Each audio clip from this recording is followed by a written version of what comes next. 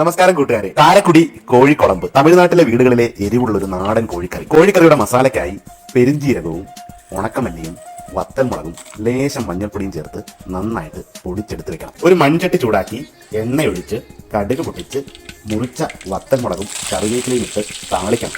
അതിലേക്ക് അരിഞ്ഞു വെച്ച സവാളയും പച്ചമുളകും ചേർത്തിളക്കി നല്ല ബ്രൗൺ നിറമാകുന്നവരെ വഴറ്റിയെടുക്കണം.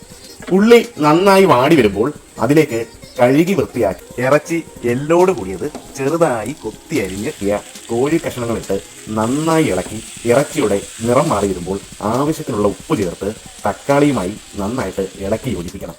ഉള്ളിയും തക്കാളിയും കോഴി കഷ്ണങ്ങളോടൊപ്പം നന്നായി വാടി ഇറച്ചിയുടെ നീര് ഇറങ്ങുന്ന പരുവത്തിൽ പൊടിച്ചു വെച്ച കാരക്കുടി മസാല ചേർത്ത് തുടരെ ഇളക്കി നന്നായിട്ട് യോജിപ്പിക്കണം. കോഴിയിറച്ചിയും മസാലകളും ചെറിയ ചൂടിൽ വെന്ത് നല്ല റോസ്റ്റ് പരുവത്തിലെത്തുമ്പോൾ ആവശ്യത്തിന് വെള്ളം ഒഴിച്ച് നന്നായിട്ട് തിളപ്പിക്കണം. തിളച്ച കോഴിക്കറിയിലേക്ക് ചതച്ച വെളുത്തുള്ളി ചേർത്ത് കൊടുക്കണം. തമിഴ്നാട്ടിലെ കറികളുടെ ഒരു പ്രത്യേകതയാണ് ചതച്ച വെളുത്തുള്ളി കറിയുടെ അവസാനം ചേർക്കുന്നത്. കറി തിളച്ച് ഇറച്ചി വെന്ത് ചാറ് കുറുകി വരുന്ന നേരം ചെറുതായി അരിഞ്ഞ ഒരു പിടി മല്ലിയില വാരി വിതാണ്.